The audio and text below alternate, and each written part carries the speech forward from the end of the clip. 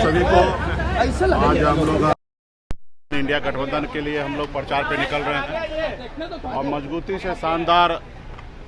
आपने देखा कि पिछले कई सालों से लगातार हम लोग 10 साल से अपने समाज के बीच में हक अधिकार के लिए संघर्ष कर रहे हैं और खास करके अति पिछड़ा में निषाद समाज के सभी उपजाति में एक हमारी पहुंच बनी है और पूरा उत्साह के साथ मजबूती से वीआईपी पार्टी के जितने भी कार्यकर्ता हैं मजबूती से लड़ाई लड़ रहे हैं अपने अधिकार के लिए, अपने हक अधिकार के लिए।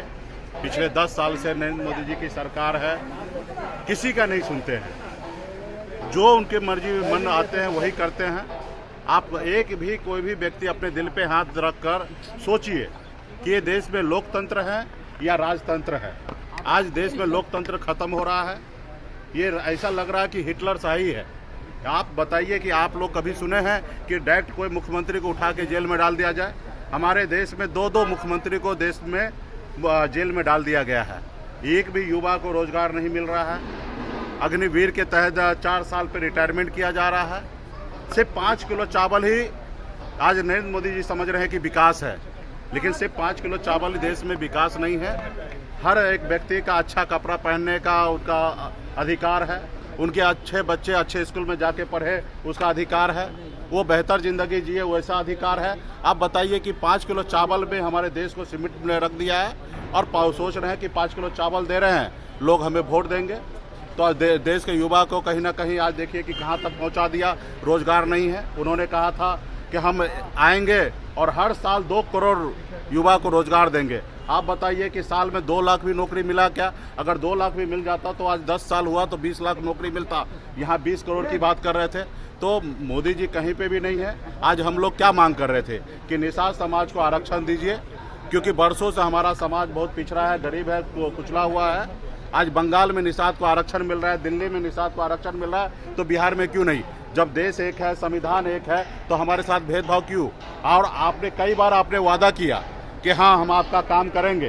तो हमें नरेंद्र मोदी जी से लड़ाई नहीं है, हमें भारत सरकार से लड़ाई है कि आप जिस कुर्सी पे बैठे उसका गरिमा को मानिए और जिसको देश में जिसका भी समस्या हो, चाहे वो SC ST OBC तमाम हर जाति धर्म के लोगों के लिए, युवा के लिए काम कीजिए।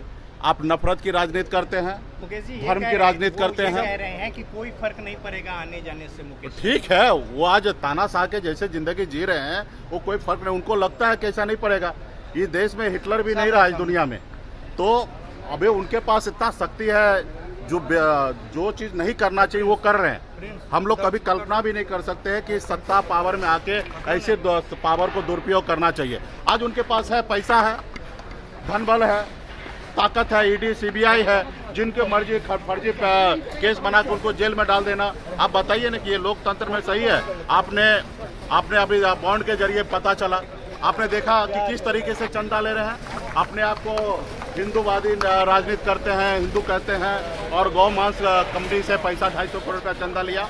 आप काम के बदले में पैसा लेते हैं, ED का पेपर दिखा के हजार करोड़ रुपया लेते हैं। काम दे के लोगों को वैक्सीन लगवा के लोगों से, अपने देश के लोगों को वैक्सीन लगा दिया और 2000 करोड़ रुपया कंपनी से अपने चंदा ले लिया। 3 सीट है, उस पर कैसे उम्मीदवारी होगी? वो आप कहां से चुनाव लड़ेंगे? उस पर अभी पार्टी स्तर पे आज सामने हमारी बैठक है कोर कमेटी का, उस पर हम लोग निर्णय लेंगे कौन कहाँ लड़ेंगे।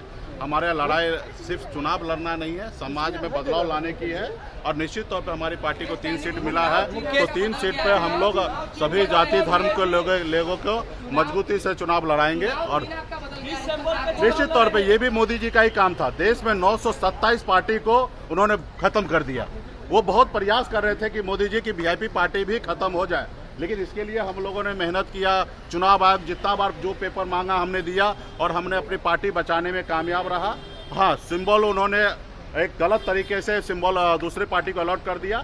अभी हमारी पार्टी को दूसरा सिंबल उन्होंने अलॉट किया है, लेडीज पर्स है।